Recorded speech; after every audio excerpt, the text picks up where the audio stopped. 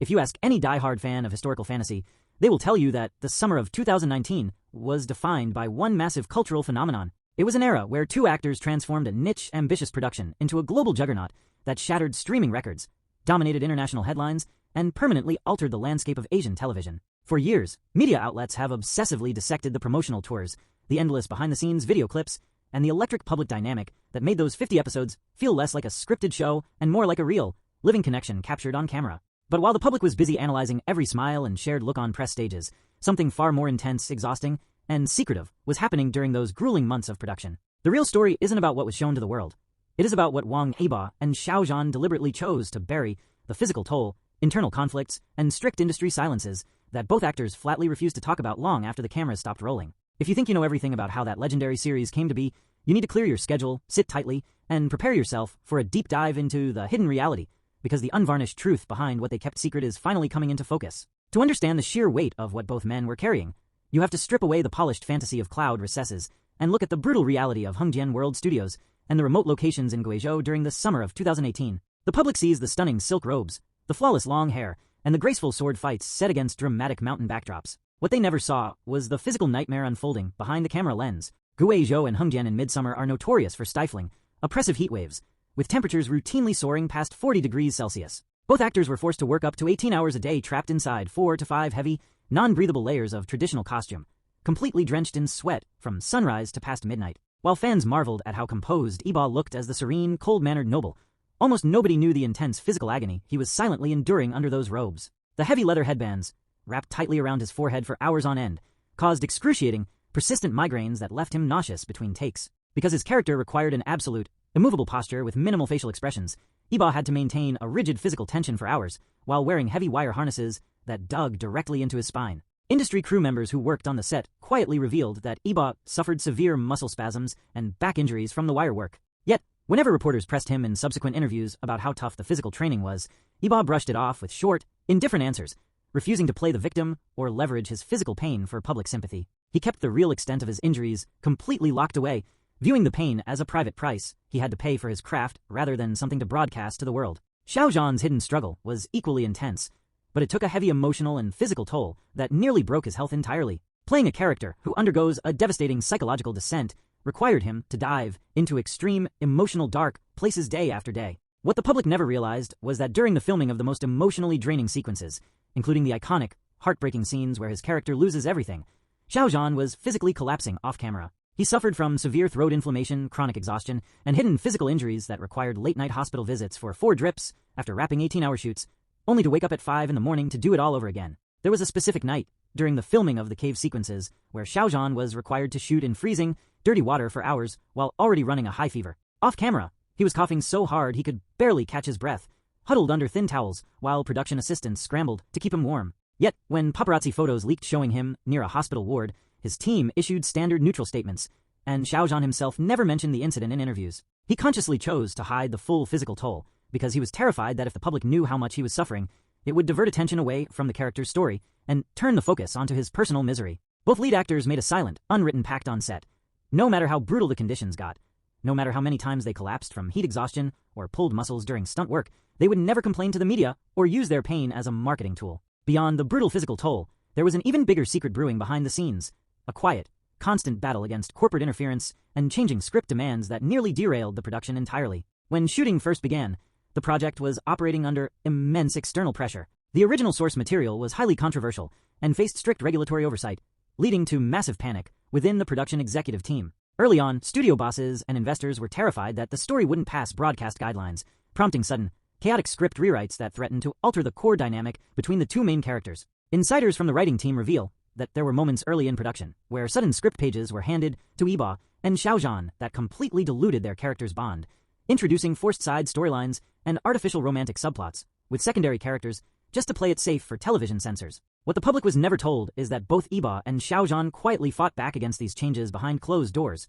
Despite being relatively young actors, facing massive corporate executives and powerful producers, they stood their ground during private script readings. They argued that stripping away the deep, soulmate-level trust between their characters would ruin the integrity of the story. They spent their rare rest hours staying up late into the night inside hotel rooms, going over the original text line by line, writing down notes, and proposing subtle performance adjustments that would allow them to honor the heart of the original story without violating broadcasting rules. They used subtle acting choices, a lingering look, a micro-adjustment in posture, a silent pause, to convey the profound depth of their bond without relying on explicit script dialogue that executives wanted to chop away. It was a risky, delicate balancing act that required both actors to put their professional reputations on the line. Had the production failed or been shelved, both of them would have taken the blame for pushing back against studio directives. But they kept this entire creative war completely silent, never airing out the studio's chaotic internal debates or taking public credit for saving the core dynamic of the show. Then came the unspoken psychological pressure of the impending fan storm, something both actors sensed long before the show even hit the airwaves.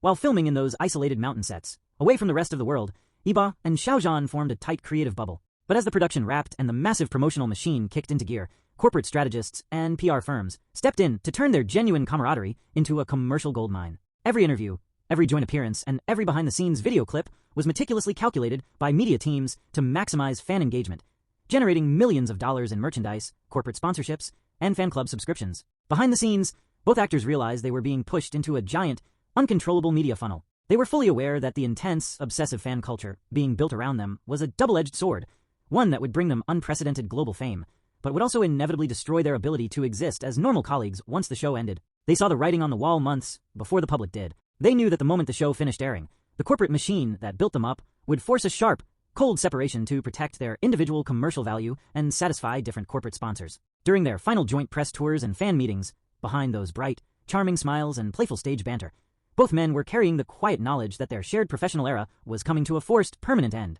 They knew that the very industry celebrating their chemistry was already building the walls that would keep them apart forever. Yet, neither Yibo nor Xiao Zhan ever uttered a single bitter word about the corporate machine that manipulated their image. They swallowed the frustration, played their parts professionally until the very last contractually obligated appearance, and quietly stepped into their separate lives without ever exposing the cynical business mechanics that dictated their public distance. When the final curtain officially came down on that legendary promotional run, the industry fully expected the dust to settle into a predictable routine. The standard entertainment playbook dictates that once a massive hit series completes its broadcast lifecycle, the leads quietly transition into new projects, while occasionally indulging in polite, nostalgic references to keep the fanbase engaged. But what unfolded in the aftermath was something the industry had never witnessed on such a massive scale. The pact of silence that Wang Yibo and Xiao Zhan maintained during those brutal shooting months did not end when the cameras stopped rolling.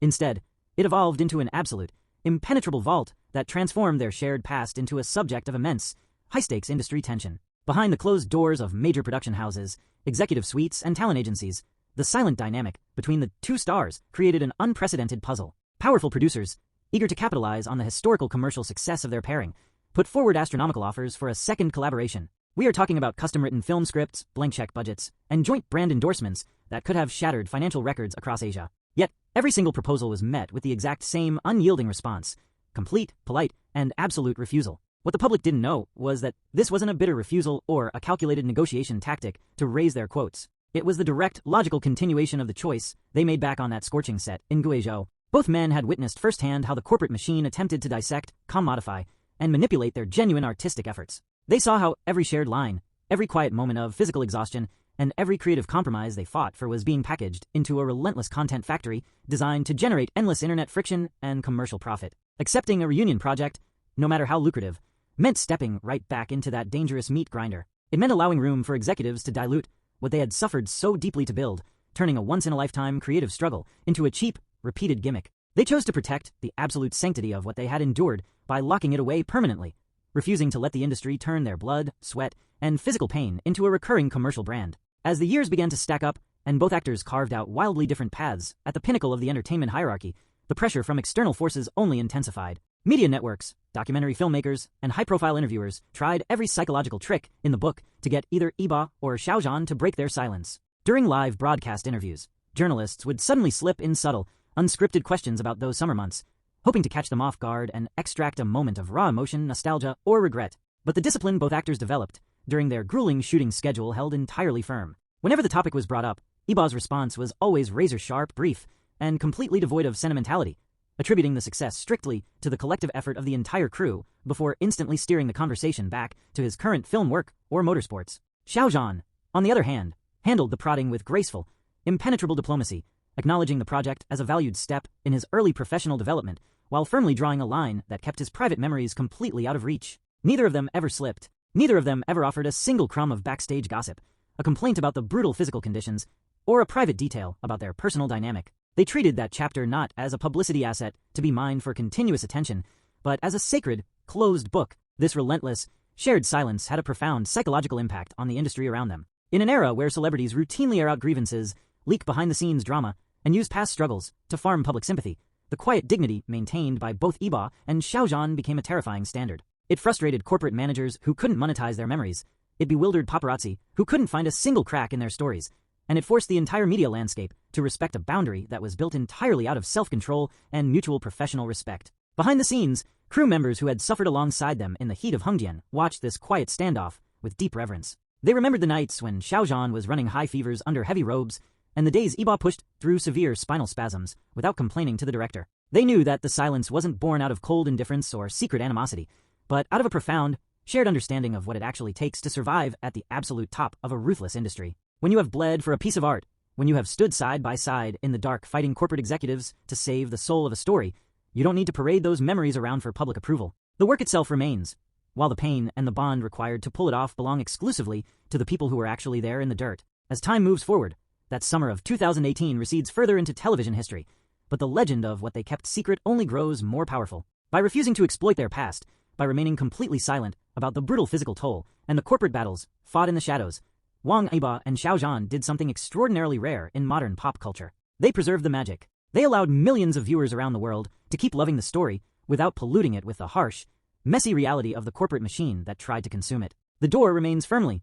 permanently shut, not out of anger, but out of a deep, unshakable respect for the reality of what happened when the world wasn't watching. The secrets, the physical injuries, the midnight script rewrites, and the unspoken weight of what they endured together will stay locked in those quiet mountain locations where it all began, leaving the world with nothing left to analyze except the timeless masterpiece they left behind.